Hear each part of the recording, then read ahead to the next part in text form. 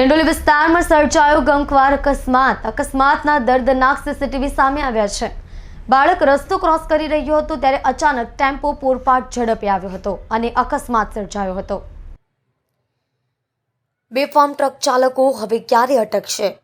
સુરતમાં વધુ એકવાર બેફામ ટ્રક ચાલકે બાળકને અડફેટે લીધો છે। બાળક રસ્તો ક્રોસ કરી રહ્યો હતો ત્યારે અચાનક પૂરપાટ ઝડપે આવી રહેલા ટેમ્પો અડફેટે લીધો હતો।